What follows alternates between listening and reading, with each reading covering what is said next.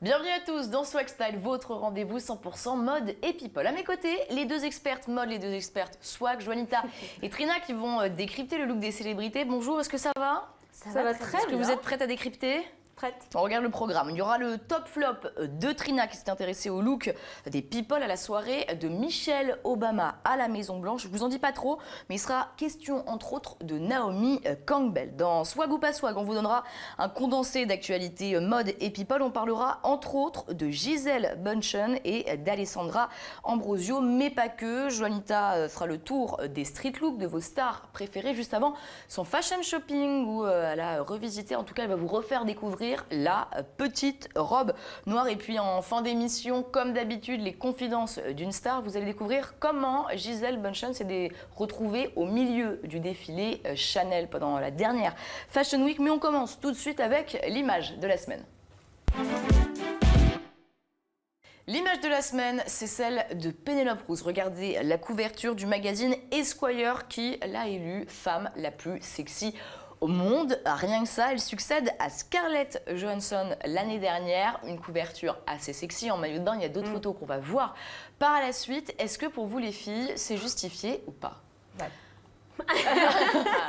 Elle n'a pas l'air, pour moi, totalement. J'aimerais vraiment, après 2 enfants à son âge, à 40 ans, je crois qu'elle a, 40 ans, être comme ça. Le maillot de bain très décolleté, la coiffure un peu justement décoiffée, sauvage, les lèvres entrouvertes, c'est très sexy sans être vulgaire. Moi, j'adore. C'est vrai qu'elle est un peu reconnue quand même comme une fashionista. Elle est là depuis longtemps, elle est très pulpeuse. Juanita, vous aimez bien. Est-ce que pour vous, c'est femme la plus sexy? Après, c'est compliqué d'élire une femme la plus sexy. J'aurais peut-être pas pensé à elle avant, mais en même temps, je trouve qu'elle représente bien le côté sexy. Elle a un côté un petit peu sauvage et c'est vrai que cette une la met vraiment bien en valeur sans être trop vulgaire. Alors on va regarder, il y a plusieurs photos. Bon, je les ai pas toutes prises, mais j'en ai pris quelques-unes. Est-ce que vous trouvez que ça met en valeur effectivement ce mot sexy? Est-ce que ça représente? Oui. Parce que c'est pas dans le trash, c'est pas dans le vulgaire. C'est pas dans le trash là par exemple, le décolleté ultra? Non. Bah, je demande, moi je veux des arguments, je les ai. On va regarder une dernière photo. Je trouve ça assez rigolo avec un pied de photographe. Donc pour vous, c'est pas vulgaire et c'est pour ça que ça reste sexy et classe. Ouais. Exactement, avec des talons très hauts, les jambes interminables. Et c'est exactement ce qu'elle représente. Parce que je sais que, par exemple, Rihanna aussi avait été élue femme la plus sexy. Elle est très sexy, mais elle est plus... Dans le trash. Voilà. Peut-être plus dans la provocation. C'est peut-être aussi une question d'âge, parce que Rihanna n'a pas 40 ans. Bon, et je tenais à vous dire juste une citation dans les pages du Esquire de Penelope Cruz qui dit « Je ne me sens pas du tout comme la plus belle femme du monde ». Apparemment, sur ce plateau, on n'est pas d'accord avec elle. Allez, on enchaîne avec le top flop de Trina à la soirée de Michelle Obama. Michelle Obama a réuni à la Maison Blanche un sacré nombre de stars de la mode américaine. Oui, c'était le 8 octobre et elle a aussi réuni 150 étudiants en stylisme pour une journée entièrement dédiée à la mode. On a pu voir quelques très fashion Michelle Obama. Ah oui, il y avait beaucoup de couturiers, dont le fameux chausseur Jimmy Choo. On aimerait tout avoir en meilleur ami, je pense. Voilà. Et il y avait aussi Anna Wintour, qui est une fervente supportrice de Barack Obama. La peste de la mode. Et justement, le top de la soirée, c'était Michelle Obama. Regardez, elle a choisi une robe bleu cobalt avec un empiècement en satin. La découpe du décolleté, je trouve, est très originale sans être extravagante. Ça met réellement en valeur ses épaules. Vous savez, c'est la forme un peu dos nageur. Oui, exactement. Voilà, alors elle est à la bonne longueur, ni trop courte, ni pas assez. C'est quoi? C'est juste au niveau du niveau du genou. C'est ni réellement au-dessus, ni réellement en dessous. Parce qu'elle a aussi un protocole pour s'habiller, étant donné que c'est la première dame, elle ne peut pas tout se permettre non plus. Alors, la robe a été conçue par cette demoiselle qu'on va voir. Elle s'appelle Natalia Koval. C'est une étudiante en stylisme du Fashion Institute of Technology. Et pour avoir le privilège d'habiller la première dame en étant encore étudiante, je pense qu'il faut avoir du talent. On va en entendre parler. Voilà. D'accord pour ce top? Ouais, complètement. D'accord pour ce top. C'est bon.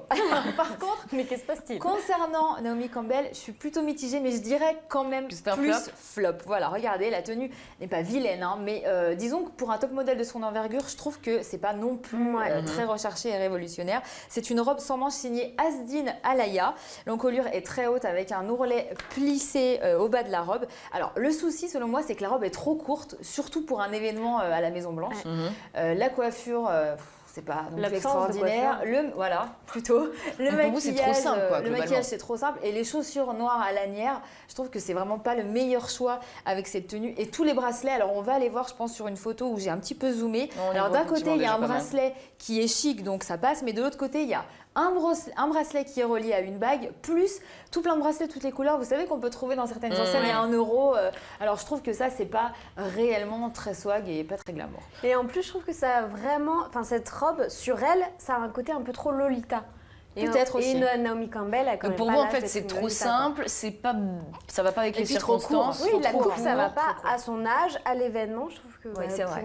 pour Bon, un donc top modèle total, comme elle, total flop, flop c'est au quand final. même. Vous avez dit que vous Ouais. étiez mitigé, mais ça Ben ressemble quand même oui, à un parce vrai que c'est flop. Naomi hein. Campbell, mais bon. c'est parce que la reconnaître, robe en elle-même est jolie, mais pour cet événement et pour Naomi adapté. Campbell, ouais. Bon, donc Joanita et Trina sont d'accord pour l'instant Ouais, sur qu'est-ce ce qui top flop. On va voir si elles vont rester d'accord pour le swag ou pas swag. On va vous donner quelques infos en bref, mode et people, bien sûr. On regarde ça, on va voir si elles sont d'accord.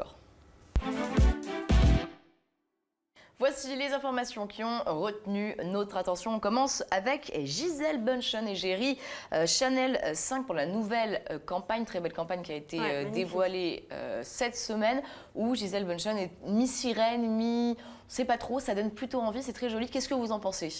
C'est vrai, alors je rebondis sur la sirène, c'est vrai que c'est vraiment l'impression que j'ai eue, qu'elle Ouais. était vraiment mise en valeur comme ça. Alors il faut savoir que même la planche de surf qu'elle porte est signée Chanel aussi. Ouais, ouais, bah, c'est Chanel jusqu'au Oui, bout. ça, c'est Voilà, vrai, à et les chaque maillots fois. et les accessoires qu'elle porte dans la pub ont été vraiment choisis par Karl Lagerfeld lui-même. C'est pour ça que c'est très joli. Bon, donc Très swag, swag. donc Ah pour oui, vous, totalement. ça c'est swag. Ouais, la campagne de pub est magnifique et Gisele Bündchen a un côté très populaire Mhm.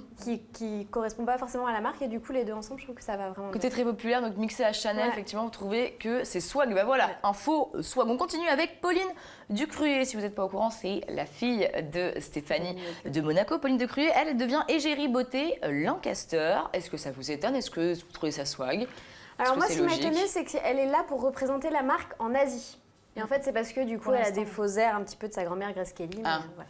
Ah, donc c'est pour ça. Ouais. C'est la raison pour laquelle elle a été choisie. Donc Mais c'est swag ou c'est principalement, pas et swag puis, pour vous? Bah, elle est swag parce que pour moi c'est une vraie modeuse. Elle est là à tous les défilés, elle est vraiment, elle ose. Pauline Ducruet, grande modeuse, Ouais. j'étais passée à côté. Ouais, bon. Trina, Elle est swag, ouais, je suis pas convaincue par ce choix-là, surtout que j'aime vraiment tout ce qui est Lancaster, les produits, je m'en sers énormément et je trouve que c'est pas la meilleure pour incarner ça.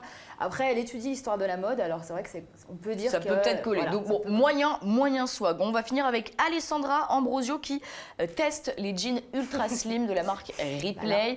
La vidéo suit légèrement les fesses et les jambes, bien sûr, d'Alessandra Ambrosio avec d'autres mannequins. Qu'est-ce que vous en pensez? Et cette mode du slim plus Alessandra Ambrosio, qu'est-ce qu'on dit? Bah, je pense qu'il pouvait pas y avoir meilleur choix pour Meilleure ambassadrice voilà. des fesses moulées. pour incarner. Voilà. Alors, il teste le jean hein, forcément pour montrer qu'il est élastique, il résiste à tout, etc.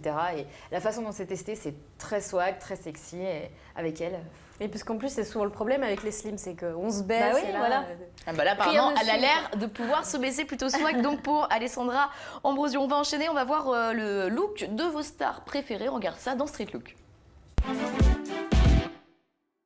Street Look, c'est la rubrique où on décrypte le look de vos stars préférées dans la rue. Joanita, qu'est-ce que vous nous avez sélectionné cette semaine? Alors là, je voulais qu'on parle de Nicole Scherzinger. Parce que j'ai tendance à critiquer un petit peu ses C'est tenues vrai. généralement. Et là, ces derniers temps, écoutez, elle a vraiment entamé un changement d'image. Ah ouais. Elle veut se défaire un petit peu de l'image trop sexy qu'elle avait un petit peu avec les Pussycat Dolls. Et là, pour la promotion de son nouvel album, à chaque apparition, franchement, ce Stylé. n'est- Voilà, exactement. Et là, on peut le voir, c'est vraiment pas un look qu'elle porte d'habitude. C'est un look qui est un petit peu plus grunge que ce qu'elle a l'habitude de porter. Donc on voit escarpin noir à bout pointu, guêtre noire, jean destroy, top loose blanc. Et vraiment, pour moi, les pièces fortes de cette tenue, c'est bien sûr le blazer long Blazer sans à manches. sans manche. Ouais. Voilà, ça c'est vraiment une pièce forte. Et puis les bracelets. La manchette. Ouais. Exactement. Manchette carrément? Ouais, c'est une manchette argentée.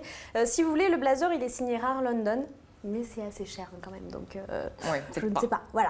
Alors en tout cas, la star a visé totalement juste, et c'est le cas aussi de Taylor Swift. Ah Qui, ouais. elle, c'est pareil, en pleine promotion de son album, et elle enchaîne les looks. Et C'est un peu Swift, sombre tout ça, Oh là non? là. c'est un look casual. C'est-à-dire que c'est le look de tous les jours. Je vous l'ai pris justement pour que vous puissiez vous en inspirer. C'est un vrai street look pour vous. On peut vraiment effectivement s'habiller. Là, c'est vraiment un look qu'on peut porter en ce moment, c'est-à-dire qu'on rajoute des collants, par exemple des collants plus métis à ce street look. C'est parfait, là, c'est tout simple. C'est un petit sweat gris avec col levé, un mini short noir, des low boots. On ajoute à ça une paire de Wayfarer ou pas, une paire de lunettes de soleil. Et puis un chapeau en feutre. Et voilà, pour moi, c'est un street look qui est simple, mais qui en même temps passe inaperçu. Mais qui est réussi. Exactement. Et Poppy Delevingne a réussi, elle aussi, à marquer les esprits avec son street look. Elle a opté pour une salopette. Alors j'ai pris un peu plus original déjà, non? Voilà, un peu plus original, mais ça a été donc la tendance de l'hiver dernier, la tendance de cet été, pour vous dire que vous pouvez continuer à porter donc ça fait 1 an et demi, mais on peut encore continuer dans la salopette. Exactement, et la salopette qu'elle porte, elle est signée Frame Denim.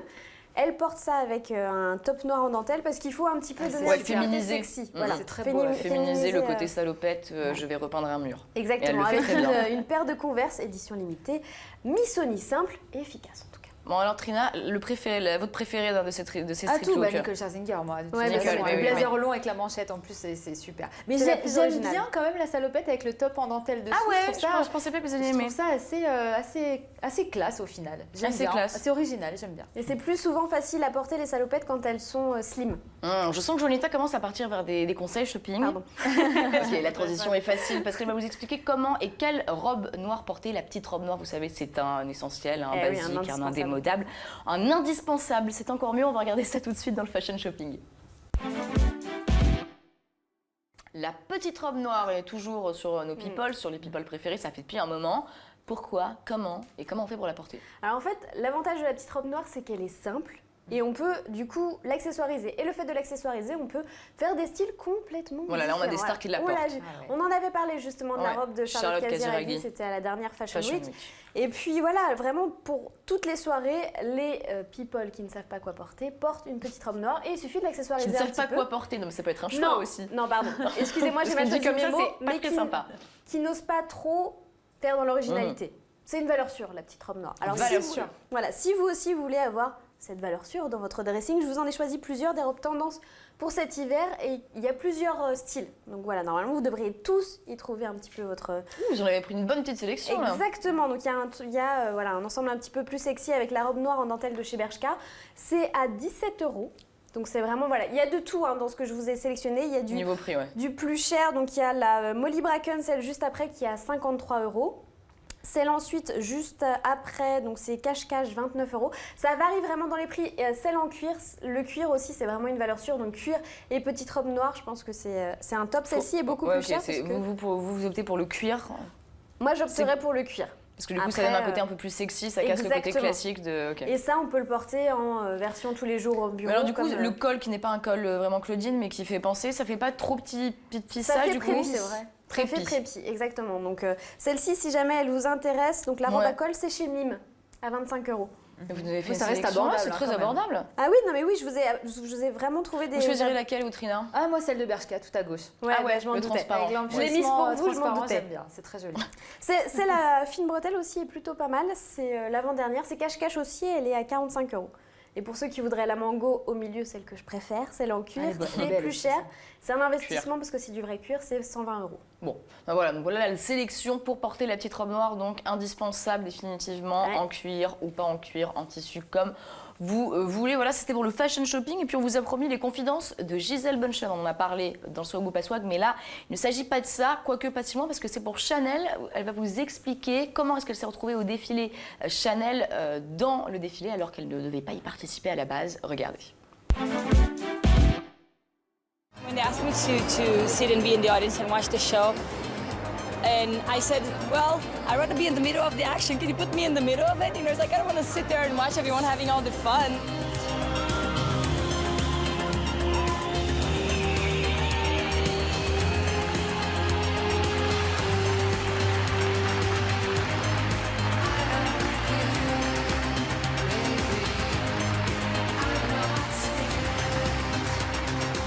Voilà pour les confidences mode de Gisèle Bündchen. C'est comme ça qu'on va finir cette émission sur cette petite note de défilé. Merci de nous avoir suivis. Restez sur Non-Stop People. Dans un instant, retour de l'actualité. Et puis surtout, n'oubliez pas, restez swag.